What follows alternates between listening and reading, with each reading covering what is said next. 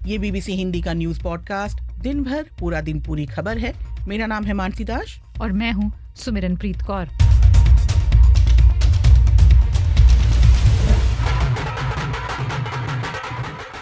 महाराष्ट्र विधानसभा नतीजों के 11 दिन बाद तय हुआ कि देवेंद्र फडणवीस ही होंगे राज्य के मुख्यमंत्री। चुने गए विधायक दल के नेता देवेंद्र फडणवीस को सबने नेता के स्वरूप में चुना है। फडणवीस को सीएम बनाना क्या भारतीय जनता पार्टी की मजबूरी है? करेंगे विश्लेषण। 이게 말이 되나? 제가 알기로는 그때 दक्षिण कोरिया के राष्ट्रपति यून सुक योल ने विपक्ष के कड़े विरोध के बाद वापस लिया मार्शल लॉ। विपक्ष ने मांगा इस्तीफा, कहा उनके खिलाफ लाएंगे महाभियोग। 대통령의 헌법 위반과 법률 위반이 명백해지고 있는 상황이고. आगे बढ़ें उससे पहले देश दुनिया का हाल सुनते हैं सुमिरन से।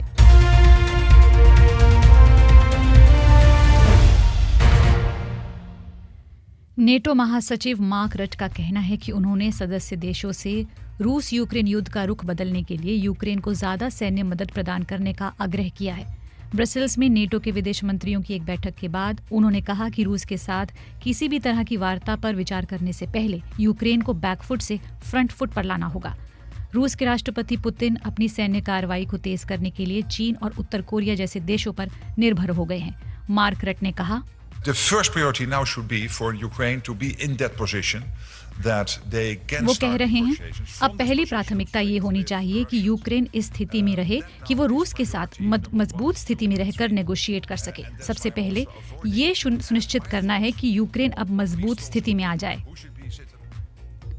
नेतुम्बो नैंदी नदेतवाह को अफ्रीकी देश नामीबिया की पहली महिला राष्ट्रपति के तौर पर चुना गया है। इससे पहले वो उपराष्ट्रपति पद का कार्यभार संभाल रही थी। वे सत्ताधारी पार्टी दक्षिण पश्चिम अफ्रीकी पीपल्स ऑर्गेनाइजेशन की सदस्य हैं। उन्होंने राष्ट्रपति चुनाव में 57% से ज्यादा वोट हासिल किए हैं, जबकि उनके प्रतिद्वंदी पांडुलेनी इतूला को 26% वोट मिले हैं। लेकिन पांडुलेनी इतूला ने नदैतवा की पार्टी पर चुनावी प्रक्रिया में धांधली का आरोप लगाते हुए चुनावी नतीजों को मानने से इनकार कर दिया है। द नमीबियन अखबार के मुताबिक अधिकांश विपक्षी दलों ने चुनावी नतीजों का बहिष्कार किया है। भारत में लोकसभा में विपक्ष के नेता राहुल गांधी को दिल्ली से उत्तर प्रदेश के संभल जाने की कोशिश के दौरान रास्ते में ही पुलिस ने रोक लिया है। आज सवेरे वो और कांग्रेस नेता प्रियंका गांधी समेत कई और कांग्रेस नेताओं ने सड़क मार्ग से संभल जाने की कोशिश की, लेकिन उन्हें रोक दिया गया। भारतीय जनता पार्टी के नेता गिरिराज सिंह ने इसे राजनीति का ड्रामा बताया।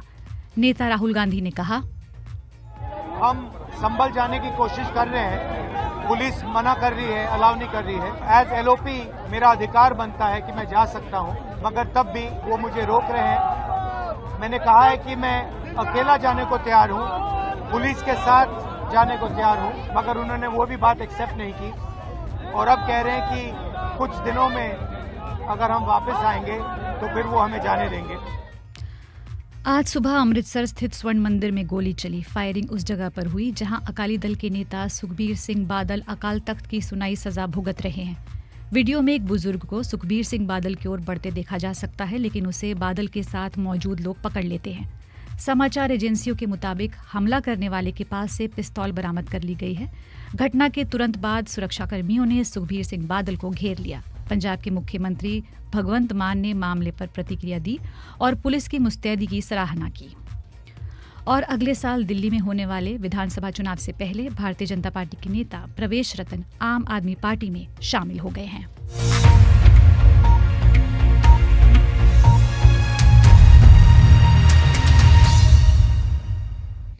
आज के पॉडकास्ट की शुरुआत करते हैं महाराष्ट्र से, जहां देवेंद्र फडणवीस के रूप में प्रदेश को नया मुख्यमंत्री मिल गया है।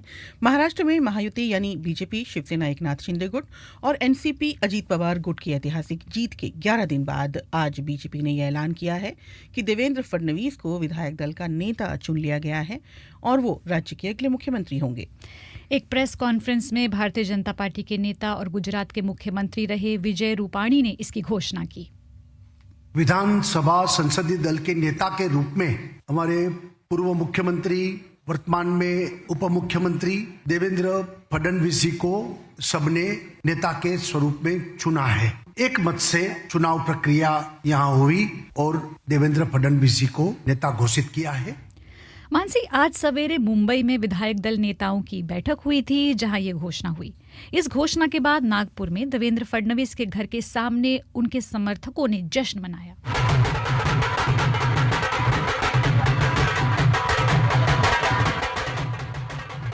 विधायक दल का नेता चुने जाने के बाद फडणवीस ने एकनाथ शिंदे और अजित पवार के साथ मिलकर प्रदेश के राज्यपाल सीपी राधाकृष्णन से मुलाकात की। पॉडकास्ट में इस मोड़ पर शामिल करते हैं बीबीसी संवाददाता दीपाली जगताप को, जो आज इस पूरे मामले पर आज दिन भर उन्होंने नजर बनाए रखी है। दीपाली, सबसे पहले ये बताएं कि राज्यपाल से जो मुलाकात हुई उसमें क्या हुआ? क्या सरकार बनाने का दावा पेश किया गया?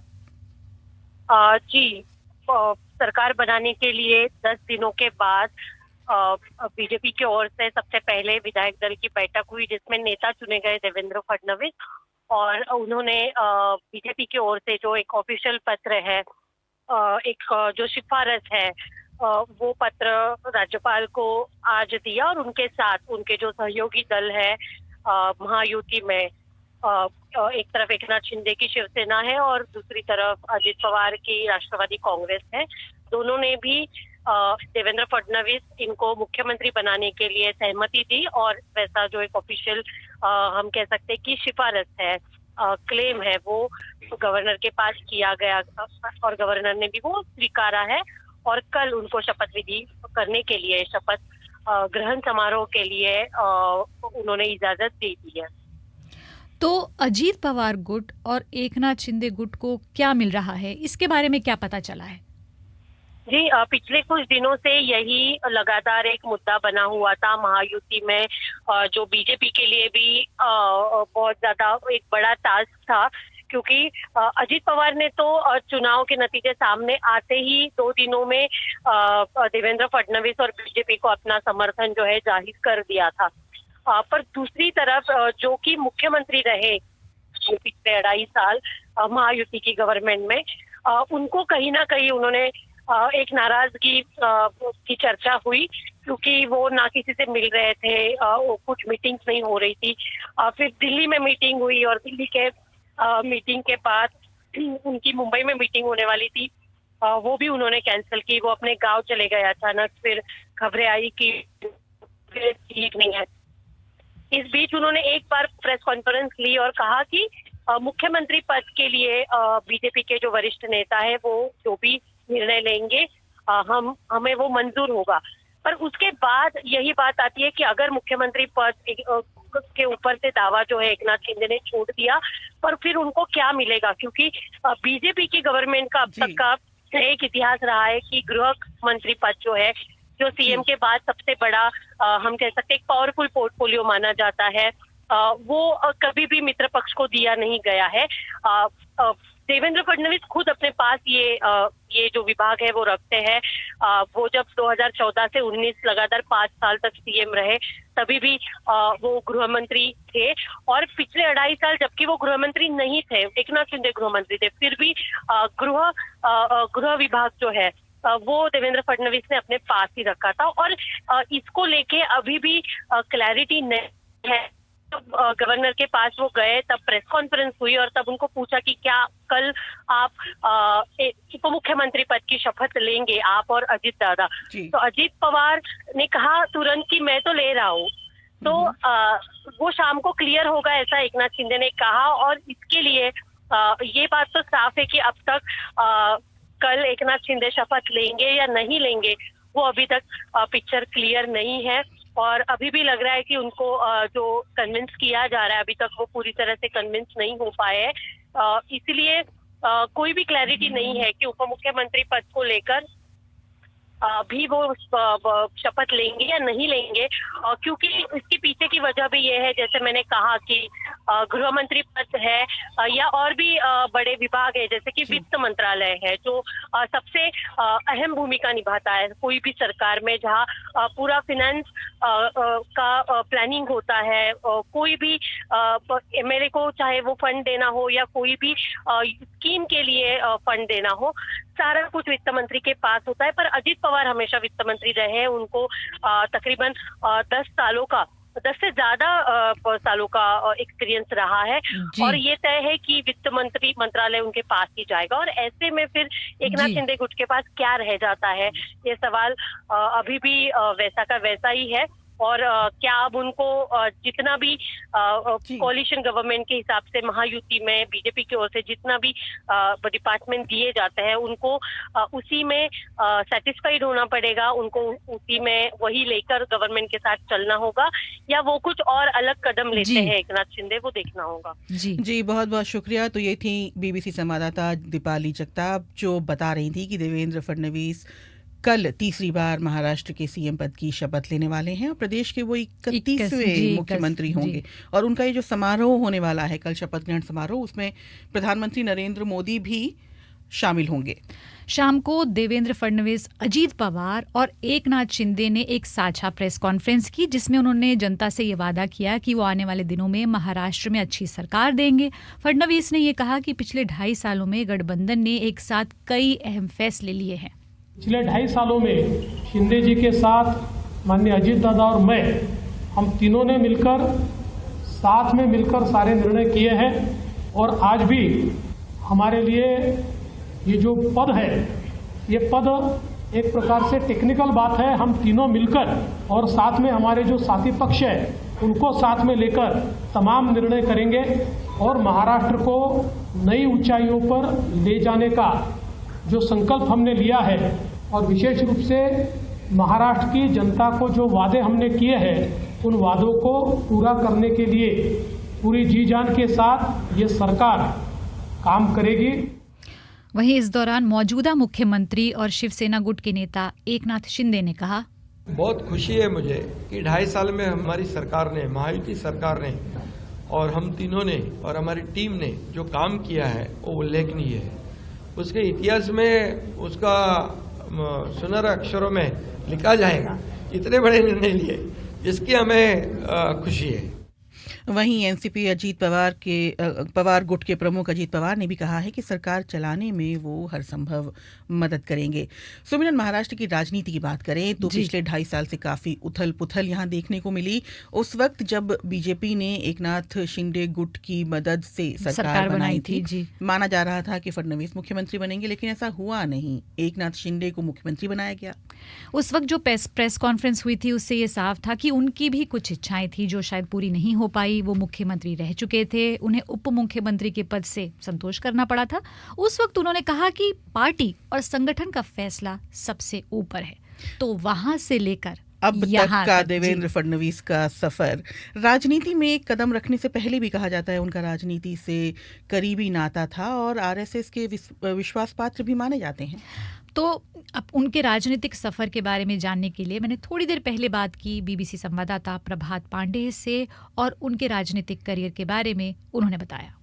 देखिए सुमिरन, देवेंद्र फडणवीस 3 दशक से ज्यादा वक्त से राजनीति में सक्रिय हैं।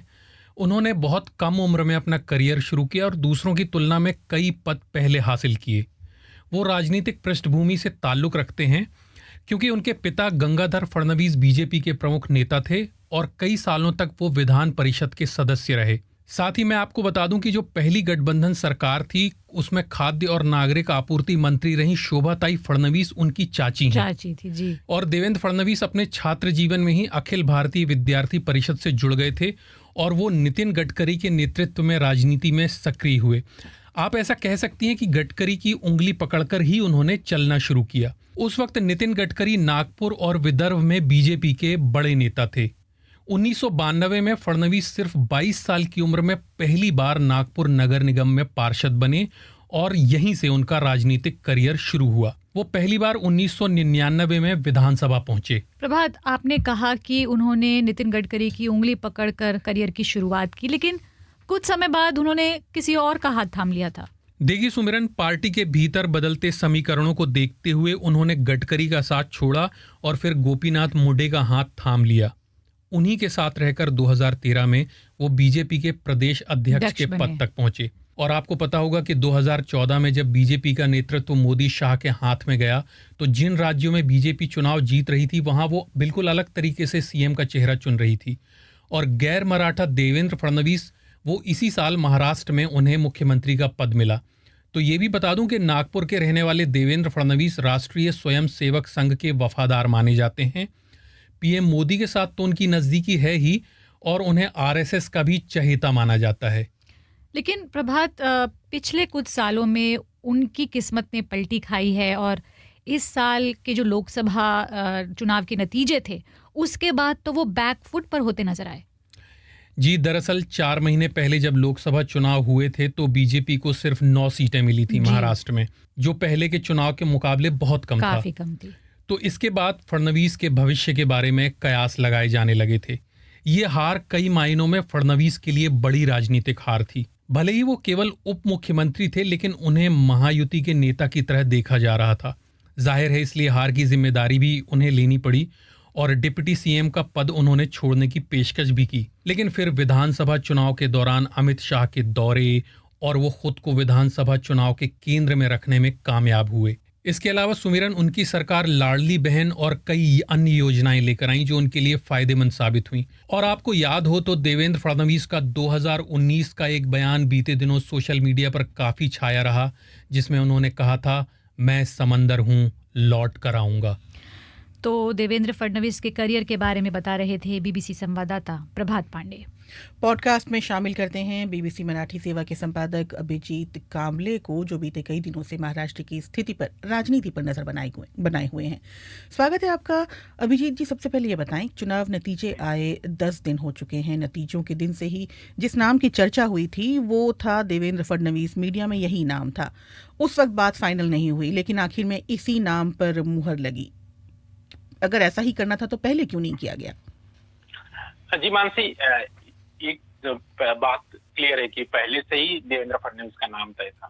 सिर्फ जो नाम घोषित करने के लिए देरी हो रही थी उसकी वजह थी एकनाथ शिंदे का मनमुटाव। एकनाथ शिंदे जो थे नाराज थे क्योंकि वो सीएम रह चुके थे 2.5 साल और उनकी अपेक्षा ये थी कि फिर से उन्हें चीफ मिनिस्टर बनाया जाए महाराष्ट्र का, और उसको लेके वो नाराज थे। जब वो यहाँ आए दिल्ली में, अजित पवार, देवेंद्र फडणवीस और शिंदे जब अमित शाह से मिले तो उनको बताया गया कि बीजेपी का ही सीएम होगा।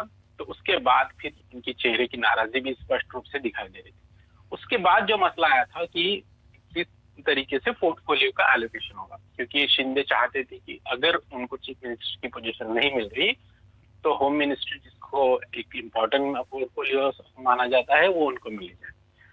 इस वजह से बीजेपी टाल रही थी कि किसी तरह से पहले तो इनका मनमुटाव जो है दूर किया जाए और उसके बाद ही हम अनाउंस करें कि हमारे नेता कौन होंगे। इसलिए ये देरी हुई थी, क्योंकि ये तब लगभग तय था कि देवेंद्र फडणवीस ही नेता होंगे और वही चीफ मिनिस्टर होगा। जी, तो नतीजों के बाद एकनाथ शिंदे की नाराजगी की बात की जा रही थी, तो फिर वो मान क्यों गए और क्या इसके पीछे कोई पद एक कारण हो सकता है?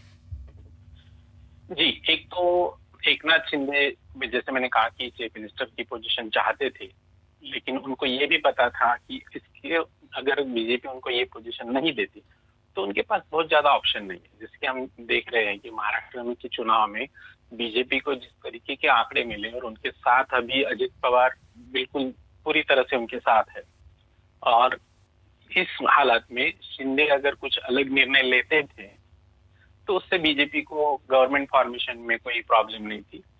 तो इसमें ये था कि शिंदे के पास बहुत ज्यादा ऑप्शंस नहीं थे कि वो किसी और अलायंस के साथ जाके फिर गवर्नमेंट फॉर्मेशन के लिए करे। दूसरी चीज ये है कि अगर बाहर से सपोर्ट करने की जो बात थी कि जिसमें इस गवर्नमेंट को सपोर्ट दे और गवर्नमेंट के कैबिनेट में नहीं रहे, तो इस हालात में शिंदे के सामने चैलेंज था कि जो उनके साथ जो एमएलए है वो इस बात के लिए तैयार नहीं थे कि हम गवर्नमेंट में ना रहे, क्योंकि महाराष्ट्र में गवर्नमेंट में रहना, अपने पास कुछ विभाग होना, ये किसी छोटी पार्टी को चलाने के लिए बहुत जरूरी है। ये तब तक, मतलब अगर आपके पास अच्छे विभाग है, आप गवर्नमेंट में हैं, तभी आपकी पार्टी बढ़ सकती है, या आप, मैं तो कहूंगा कि ये कुनबा एक साथ रह सकता है। अगर वो नहीं होता तो शिंदे के सामने ये चुनौती रहती कि उनको गवर्नमेंट में बाहर रहने के बाद ये सबको साथ में रखना, जो अभी उस एमएलए उनके साथ है। जी, बहुत बहुत शुक्रिया। तो ये थे बीबीसी मराठी सेवा के संपादक अभिजीत कामले, जो बता रहे थे कि आखिर मुहर फडणवीस के नाम पर ही क्यों लगी।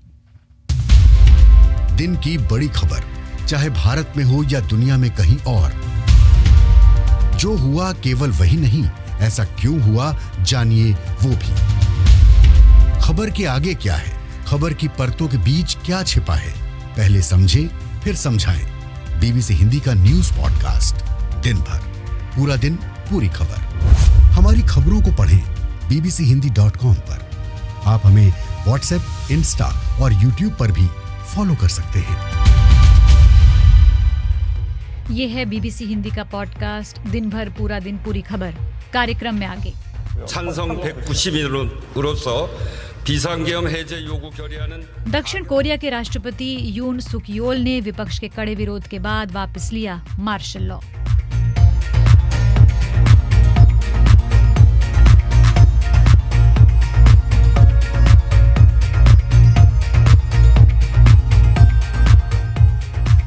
दूसरे पड़ाव में बात करते हैं सुमिरन दक्षिण कोरिया की, और दक्षिण कोरिया की राजनीति के 24 घंटों की जो राजनीति है उथल पुथल भरी रही।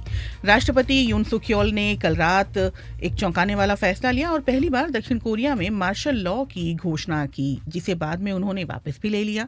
यून सुक योल का एक संदेश कल देर रात YTN नेटवर्क पर प्रसारित किया गया, जिसमें उन्होंने मार्शल लॉ की घोषणा की।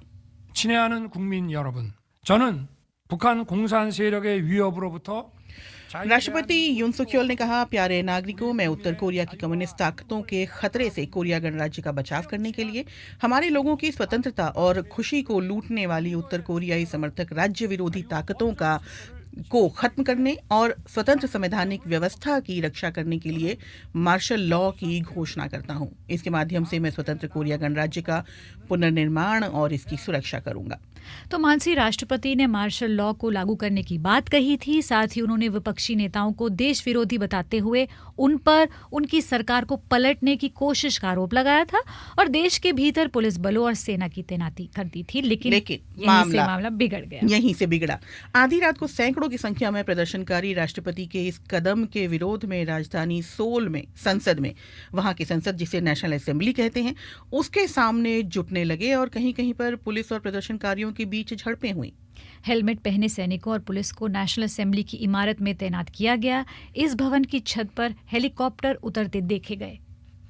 자려고 이렇게 누웠다가 이게 유튜브 보는데 갑자기 यो यूंग जू कहती हैं, मैंने सोने की तैयारी की थी और यूट्यूब पर खबरें देख रही थी। मुझे लगा कि कोई मजाक चल रहा है और लेकिन फिर पता चला कि ये सच है और राष्ट्रपति ने मार्शल लॉ लागू कर दिया है, तो मुझे चिंता हुई। 이게 말이 되나? 제가 알기로는 그때 संसद के सामने प्रदर्शन कर रहे पार्क गियोनबू ने कहा, इसका कोई तुक ही नहीं बनता। जितना मुझे पता है, ग्वांगजू डेमोक्रेटाइजेशन मूवमेंट के बाद ये पहली बार है जब देश में मार्शल लॉ लगाया गया है। 21वीं सदी में ये हो क्या रहा है?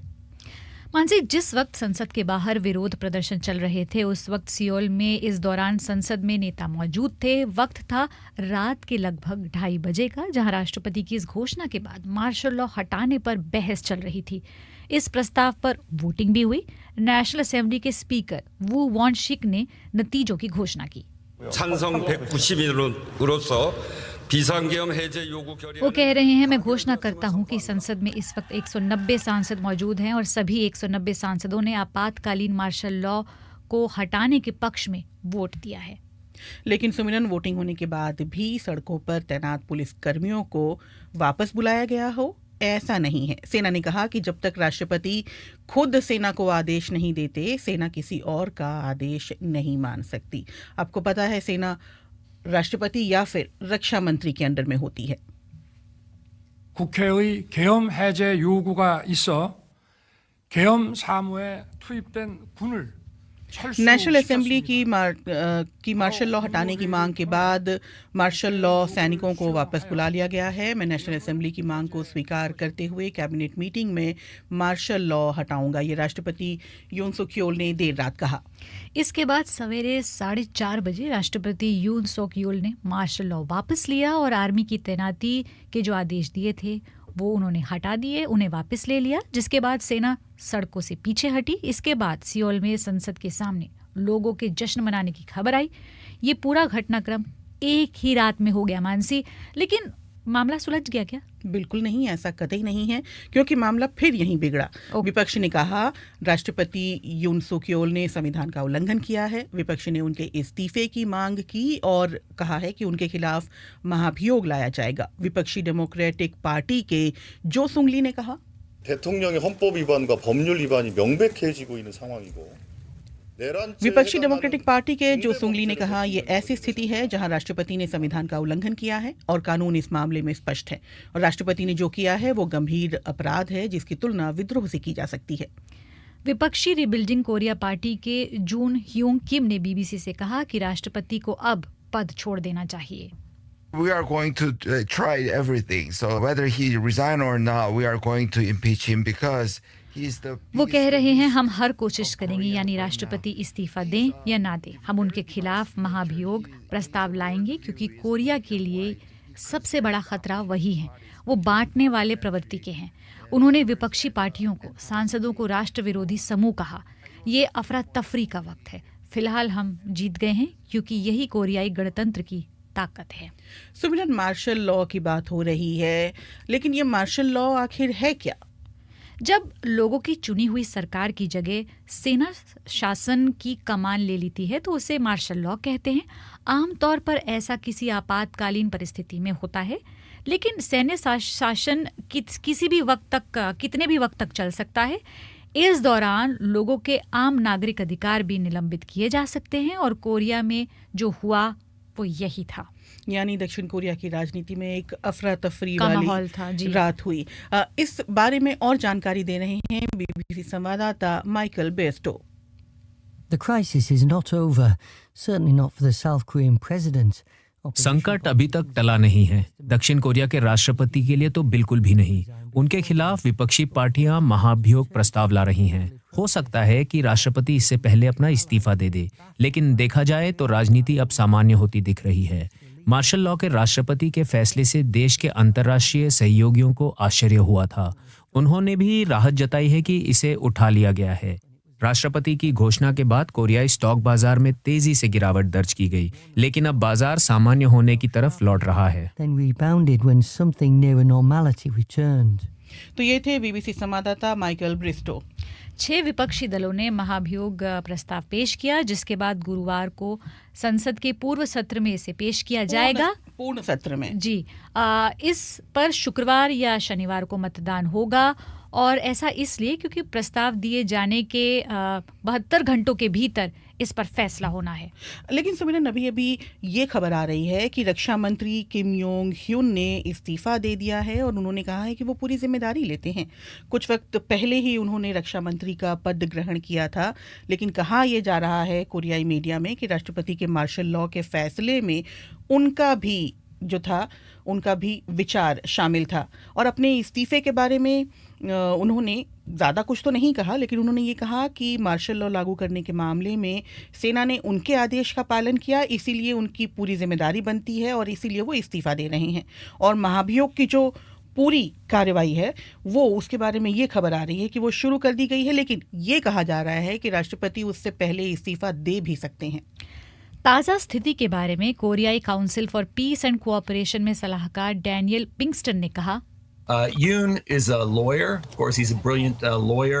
He was a prosecutor. यून सुक येओल वकील हैं, वो बेहतरीन वकील हैं, वो अभियोजक भी रहे हैं, लेकिन राष्ट्रपति पद के लिए चुनाव लड़ने से पहले उन्हें राजनेता होने का अनुभव नहीं था। तो ये वास्तविकता से अलग था और मुझे लगता है कि वो इसके राजनीतिक परिणामों को समझ नहीं सके।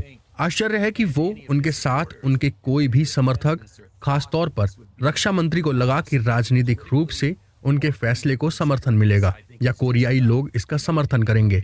उन्हें सच्चाई का अंदाजा नहीं था, लेकिन लोकतांत्रिक संस्थाओं ने अपना काम किया और दिखाया कि अगर कोई राष्ट्रपति नियंत्रण से बाहर हो जाए और बिना कारण इस तरह का आदेश दे तो इससे निपटने का भी तरीका है। Out of control and issues this kind of order without justification. तो वहाँ की ताज़ा स्थिति के बारे में कोरियाई council for piece and cooperation में सलाहकार डैनियल पिंगस्टन बात कर रहे थे। तो इन सब के बीच जब हम पॉडकास्ट में बातें कर रहे हैं साउथ कोरिया की। साउथ कोरिया में अभी भी प्रोटेस्ट जारी हैं और आम लोग भी राष्ट्रपति के इस्तीफे की मांग कर रहे हैं। तो आज कार्यक्रम में बस इतना ही। हमें सुनने का शुक्रिया। आपसे अगली मुलाकात शुक्रवार को होगी शाम 7:30 बजे। आज कार्यक्रम का तकनीकी पक्ष संभाल रहे थे अजीत सारथी। मुझे यानी सुमिरन और मानसी को दे इजाजत। नमस्कार।